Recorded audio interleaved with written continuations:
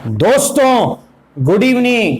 अच्छा भाई, कल के एनालिसिस में हमने डिस्कस किया था कि फ्राइडे और मंडे वो दिन रहता है जब ये खतरा रहता है कि एक पिटाई होती है मार्केट में बड़ी, और कहीं ना कहीं वैसा ही कुछ आज हुआ, एक बड़ी पिटाई हुई है। रीजन बना है क्या भाई? Dow Jones USA market. लेकिन भाई अब आगे क्या होगा? क्या वापसी होगी या फिर ये पिटाई बढ़ेगी और बड़ी पिटाई की संभावना और डर जो है वो बढ़ेगा? तो दोस्तों डिस्कस करेंगे निफ्टी, बैंक निफ्टी, स्टॉक्स की एनालिसिस करने का प्रयास करेंगे। स्वागत है आपका आपके अपने चैनल टीके मनी में। मेरा नाम है Tribhuvan, NSM certified in equity derivatives में। जो नए लोग हैं टेलीग्राम चैनल पर आ सकते हैं, टीके मनी सर्च कर सकते हैं। जी हाँ दोस्तों, टीके मनी सर्च कर सकते हैं। अगर आप टेलीग्राम ऐप पर मौजूद हैं तो टीके मनी आप सर्च करके अगर आप चाहें आप आ सकते हैं। चलिए चर्चा की शुरुआत करते हैं। सबसे पहले सबसे इंपॉर्टेंट दोस्तों मार्केट यानी निफ्टी। देखिए डाउ जोन्स यूएसए मार्केट कल -338 पॉइंट था भाई, नीचे की तरफ था, और सुबह भी डाउ फ्यूचर्स नीचे की तरफ थे। तो हमारी उम्मीद क्या थी कि हमारा मार्केट नीचे की तरफ खुलना चाहिए, बिल्कुल वैसा ही हुआ, नीचे की तरफ खुला। एक बाउंस बैक जरूर आया और फिर क्या हुआ? एम पैटर्न बना। जी हाँ दोस्तों, वही डब्ल्यू एम पैटर्न जो हम डिस्कस करते हैं भाई। डब्ल्यू तेजी वाला पैटर्न और एम जो है पिटाई वाला पैटर्न, गिरावट वाला।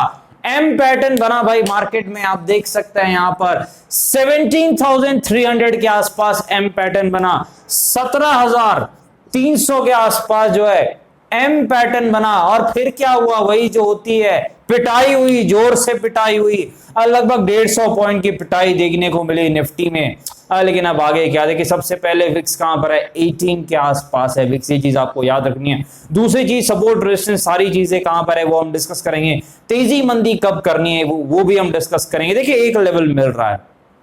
देखिए अगर आपको तेजी करनी है तो 17,200 के ऊपर निफ्टी निकले तो आप तेजी कर सकते हैं, ये चीज आपको याद रखनी है। 17,200 के ऊपर अगर निफ्टी निकलता है तो आप तेजी की तरफ ध्यान दे सकते हैं। एक 30 पॉइंट का 6 स्टॉप लॉस और एक 100 पॉइंट के टारगेट के लिए आप तेजी कर सकते हैं, क्योंकि जो पहला रेजिस्टेंस है निफ्टी में वो 17,300 है, 17,300 है, ये चीज आपको याद रखनी है। और जो सेकंड रेजिस्टेंस है निफ्टी में वो 17,400 के आसपास है, 17,400 के आसपास है, ये चीज आपको याद रखनी है निफ्टी में। अच्छा भाई, अब सपोर्ट कहां पर है, कहां पर मार्केट का अगला सपोर्ट है, ये चीज हम चेक करेंगे। देखिए जो अगला सपोर्ट है मार्केट का 17,050 के आसपास नेक्स्ट सपोर्ट है। 17,050 ये अगला सपोर्ट है निफ्टी का, ये चीज आपको याद रखनी है, 17,050। और बड़ा सपोर्ट उम्मीद करते हैं उसकी नौबत ना आए, जरूरत ना पड़े, वो है 16,850 के आसपास, 16,850 के आसपास, ये चीज आपको ध्यान में रखनी है। डब्ल्यू पैटर्न दिखे 30 पॉइंट का 6 स्टॉप लॉस, 100 प्लस पॉइंट के टारगेट के लिए आप तेजी कर सकते हैं। एम पैटर्न दिखे 30 पॉइंट का 6 stop loss, 100 plus point target के लिए नीचे की तरफ मंदी यानी पिटाई के तरफ आप काम कर सकते हैं। चलिए चलते हैं बैंक निफ्टी के बाद। देखिए बैंक निफ्टी में पिटाई हुई है भाई, कहीं ना कहीं जो है एक अच्छी गिरावट यहां देखने को मिली है। बड़े बैंक्स में भी कहीं ना कहीं गिरावट रही है, एचडीएफसी, कोटक, एसबीआई में नीचे की तरफ चाल देखने को मिली है। अब देखिए बैंक निफ्टी में अगर आपको तेजी करनी है तो कम से कम ये 36,150 के ऊपर निकले, 36,150 के ऊपर अगर बैंक निफ्टी निकलता है तो आप तेजी कर सकते हैं। 70 पॉइंट का 6 स्टॉप लॉस और आपका टारगेट क्या रहेगा? पहला लगभग 200 से 300 पॉइंट, लगभग 300 पॉइंट का आपको टारगेट मिल सकता है अगर आप सही साबित हुए, ये चीज आपको याद रखनी है। रेजिस्टेंस कहां पर है बैंक निफ्टी का भाई? देखिए जो बैंक निफ्टी का रेजिस्टेंस है लगभग जो है 36,600, 36,600 के आसपास जो है बैंक निफ्टी का रेजिस्टेंस है, ये चीज आपको याद रखनी है। अच्छा भाई, बैंक निफ्टी का सपोर्ट कहां पर है? इतनी बड़ी पिटाई हुई है, कहां पर बैंक निफ्टी का सपोर्ट है, ये चीज हम चेक करते हैं। देखिए जो सपोर्ट है बैंक निफ्टी का लगभग जो है 35,700 के आसपास अगला सपोर्ट है बैंक निफ्टी का, ये चीज आपको ध्यान में रखनी है।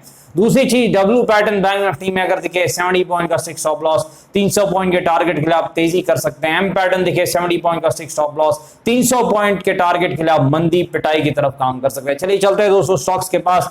सबसे पहले लुपिन फार्मास्यूटिकल्स के पास चलते। देखिए फार्मा क्षेत्र की अच्छी कंपनी, लेकिन अच्छे बाउंस बैक के बाद फिर गिरावट दिखा रही है। 800 के आसपास पहला रेजिस्टेंस है, वहीं से गिरावट दिख रही है। सपोर्ट कहां पर है? 700 के आसपास, 700 के आसपास जो है सपोर्ट है लुपिन फार्मास्यूटिकल्स का, ये चीज आपको याद रखनी है।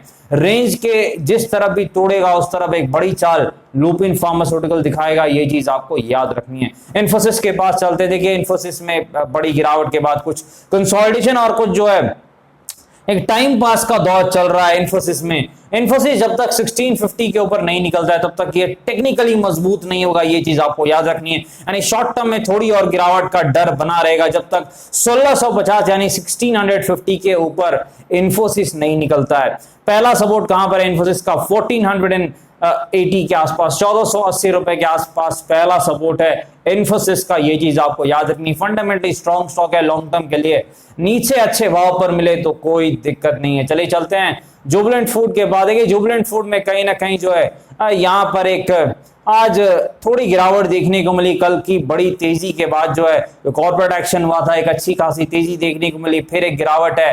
तो सपोर्ट कहां पर है जुबिलेंट फूड का? देखिए जो सपोर्ट है जुबिलेंट फूड का 530 के आसपास है, 530 के आसपास सपोर्ट है, और जो रेजिस्टेंस है 620 के आसपास, 620 रुपए के आसपास जुबिलेंट का रेजिस्टेंस है। चलिए चलते हैं स्टेट बैंक के पास। देखिए स्टेट बैंक फंडामेंटली बहुत ही अच्छा स्टॉक है, अच्छी कंपनी है। रेजिस्टेंस कहां पर है? 530, 530 के आसपास रेजिस्टेंस है, और पहला सपोर्ट कहां पर है स्टेट बैंक यानी एसबीआई का? 480, 480 के आसपास पहला सपोर्ट है स्टेट बैंक का, ये चीज आपको याद रखनी है। फंडामेंटली अच्छा स्टॉक है, नीचे जब भी मिले इसे खरीदने से ये प्रॉफिट देता है। मैंने कई बार इसे 440 पे भी खरीदा शॉर्ट टर्म में, और इसने दोनों बार प्रॉफिट दिया है, 2 बार मैंने जब खरीदा था। अच्छा स्टॉक है, नीचे मिले तो ये चीज आपको याद रखनी है। डिस्क्लेमर आपको पता है, वीडियो एजुकेशन एडमिशन पर्पस के लिए अपने फाइनेंशियल एडवाइजर से बातचीत करके फैसले में काफी जोखिम में थोड़ा ध्यान से काम करें। धन्यवाद।